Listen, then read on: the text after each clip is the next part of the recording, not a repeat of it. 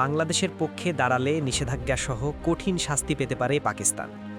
টি-20 বিশ্বকাপে বাংলাদেশের অংশগ্রহণ নিয়ে অনিশ্চয়তার মধ্যেই প্রকাশ্যে সমর্থনের কথা জানিয়ে আসছিল পাকিস্তান ক্রিকেট বোর্ড পিসিবি।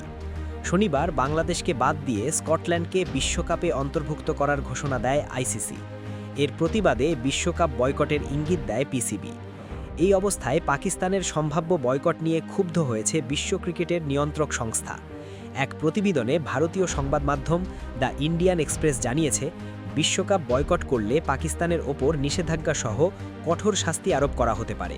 প্রতিবেদনে বলা হয়, পাকিস্তান যদি টুর্নামেন্টে অংশ না নেবার সিদ্ধান্ত নেয় তাহলে দ্বিপাক্ষিক সিরিজ বাতিল, পাকিস্তান সুপার লিগে বিদেশি ক্রিকেটারদের খেলার ক্ষেত্রে অনাপত্তিপত্র না দেওয়া এবং এশিয়া কাপ থেকে বাদ দেওয়ার মতো শাস্তির বিষয় বিবেচনায় রয়েছে। এর আগে শনিবার আইসিসি জানায়, তাদের মূল্যায়নে ভারতে বাংলাদেশ জাতীয় দল কর্মকর্তা কিংবা সমর্থকদের জন্য কোনো বিশ্বাসযোগ্য বা যাচাইযোগ্য নিরাপত্তা ঝুঁকি নেই।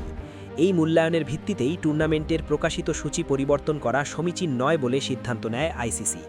আইসিসি আরও জানায়, টুর্নামেন্টের সূচির অখণ্ডতা ও নিরপেক্ষতা রক্ষা করা, অংশগ্রহণকারী দল ও সমর্থকদের স্বার্থ সংরক্ষণ এবং ভবিষ্যতের জন্য কোনো বিতর্কিত নজির স্থাপন এড়ানোই এই সিদ্ধান্তের মূল কারণ।